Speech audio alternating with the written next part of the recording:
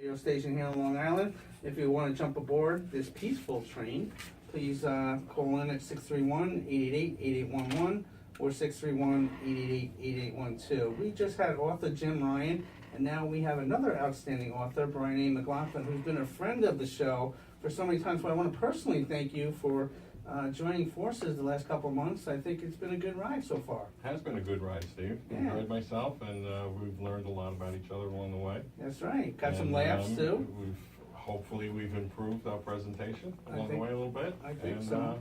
We're fine tuning it. Yeah, well, I'm honored by your vision of the story and the journey that you want to share with so many others. And his book, Brian McLaughlin's book, is A Flight Without Wings: My Experience with Heaven, a journey there and back. And for people that haven't heard you speak already, can you give a little snippet of what the book is all about? Well, it's an account of my dealing with an injury that actually took my life 22 years ago in a hospital in Mexico. Kind of brought me to the other side, which I consider to be heaven. And after being sent back, the benefits and so forth that I felt that I got from the experience that I've tried to integrate into my life going forward from there. And that's probably the biggest part of the story, is all of that time, all of these 20 years, putting those benefits to use, either for myself or for others. And that's part of why I wrote the book, was to try and get that across to people. And every chapter is captivating, and you kind of take us through a journey of what happened then and afterwards. And one of the chapters, in chapter 4, you talk about peace. We heard from Jim Ryan, he was talking about peace and happiness. Yeah. And I'm just going to read a little something from your book here in chapter 4, applying to my life. The very first thing I would share is the extreme peace that I felt when I was with my father on the other side.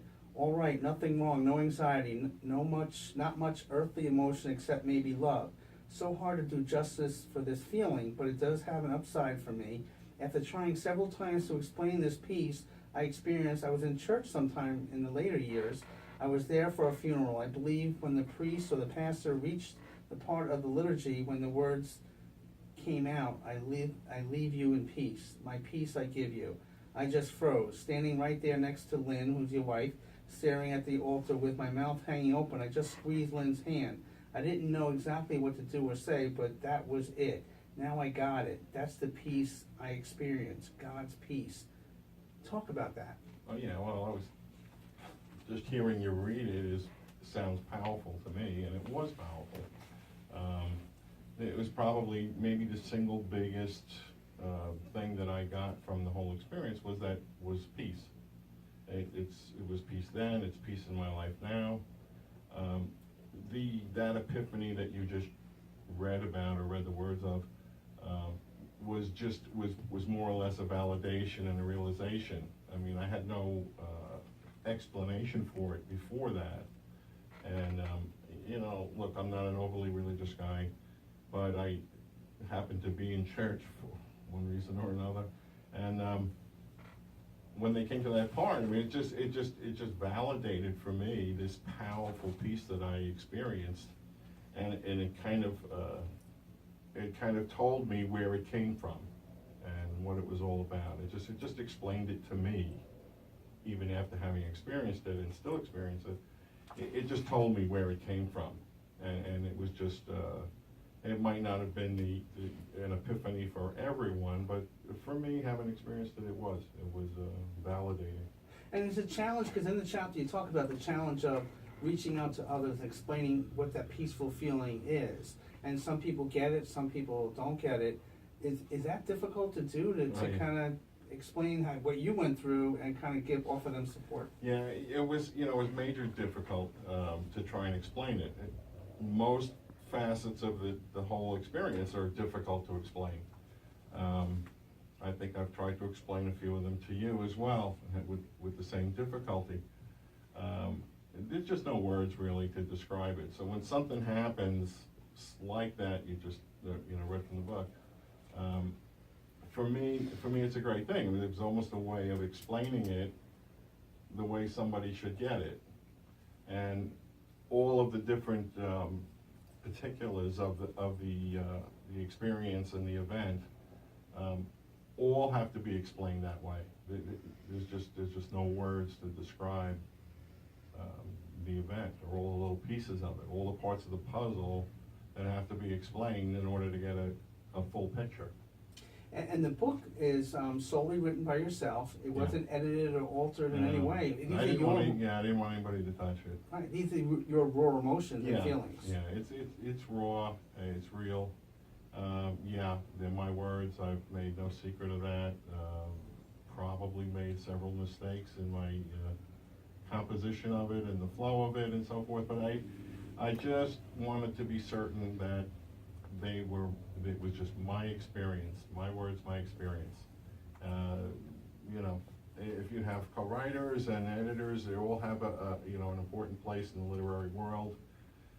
But for this particular case, this particular book, I couldn't chance someone turning the words, twisting them in a different direction, making it more entertaining, which would be kind of their job. So maybe next book we'll do it that way. Right, but you want to preserve the intimacy of your journey also into heaven and the realization of what happened and after that. So I can understand why you wouldn't want someone to kind of intervene and kind of change it around a little bit. Right. Regardless of your intentions, I'm sure their intentions are good, but regardless of those intentions, you can't help but change the flavor just a little bit. And the flavor is what it was, and it's not going to change. So I didn't want anyone to give it any kind of a change in direction or a change in thought, which you can very easily do. You can change a couple of words around, and all of a sudden the flavor of a sentence changes, and you've lost that intimacy that you spoke of. And this is just, it's just right out of my head, right onto paper. Right. I'm talking to Brian A. McLaughlin, A Flight Without Wings, My Experience with Heaven, A Journey There and Back. He's been on the show before, and actually you're going to be at Turn of the Corkscrew next week, and also at the Nautical Mile the week after. Yes, I will. Thanks very much. And how can people get a hold of your book and connect with you? Because you've given presentations over the last couple of months, and to audiences where they're really captivated and really interested in that journey, because I think a lot of it, they feel, that could happen to me. What's going to happen to me after I pass on? They kind of start to think about it. They might not react to it right away, right? But they sort of start to think about it after a presentation or reading or whatever it is. And I noticed that the numbers of views, continue to go up. Yes. Weeks after I've done something. So people, they reach that time where they want to sit down and get some answers or explore it further. It's kind of one of the things, it's kind of one of the things that, as New Yorkers, we're rushing around. Yeah. And then once we do what we have to do, we have moments to reflect on ourselves. This is a book, your journey really hits home in so many ways. Yeah, it should hit home for everybody. I mean, we're all headed there. Right. So at some point or another, you'll be thinking about that and probably wishing that you had some more information. It may comfort you. I doubt that it would scare you, but it certainly has the ability to comfort you. Right. And I would hope that that's what it would do. So the definition of peace itself is a state of tranquility, a state of security and order within a community provided for by law or custom, or freedom from aggression or oppressive thoughts or emotions. So right. I guess that's the place you were at in heaven. Yeah, exactly there. And you could go on and on and on about all of those things that you were eliminating. Without this, without that, without that. I mean, you could just continue to go on and on and on, because the peace that I experienced was so pure and so absolute that there was nothing. It wasn't like I had, this absolute peace except for this little point here. Right. There was nothing. As you read it from the book, your intonation changed it just a little bit. When I said all right, it wasn't all right, like an acknowledgement. Right. It was all was right. Okay. All right, no wrong. Right. So, and that's the way I was trying to describe the piece. Right. Was by saying there was nothing wrong with where I was. I was where it's supposed to be, when it was supposed to happen, that was it. Right. So, Well, everything's all right here. How can people get a hold of the book one more time? And at these events coming up, will you be able to talk with people if they have questions or thoughts? yeah, I'd be happy to spend the time talking to people one-on-one if they need that. They can go to my website at brianmclaughlinbooks.com. The book's available at Amazon, Barnes & Noble, and other book retailers like Turn of the Corkscrew. And they can also get it there at any of these street fairs or book things that are going on in Nautical Mile and the Third. They'll be available there. I'll be happy to talk to you, sign your book, and give you whatever hints I can give you. Well, you're an amazing man, and with your wife, Lynn, it's been a pleasure getting to know you and kind of supporting one another with the book, with the show, and the different events going on. And I've learned a lot, and I'm reflecting a lot on my own life just by reading your book. So I could see how it could affect so many people out there if they didn't take the time to think about what heaven's all about, or that journey, or that peaceful feeling that we all could have one day. Well, actually, it's available to you now. I mean, I agree with a lot of what Jim Ryan was talking about before, in, kind of seizing the moment and seizing the opportunity. And much of that piece is available to people now. They kind of know what to look for. So I wouldn't think that it's something for the future. It's some part of which they can experience and enjoy now.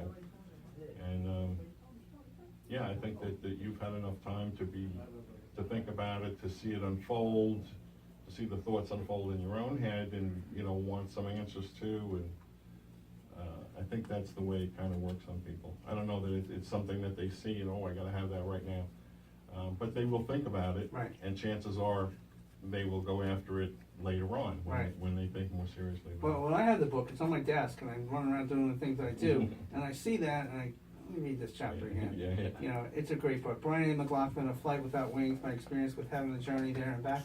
Thank you so much for our friendship and for your time today. Always a pleasure, Steve. All right. Thanks. All right, Brian A. McLaughlin, we have a caller on the line there. Are you there? Yes, I am.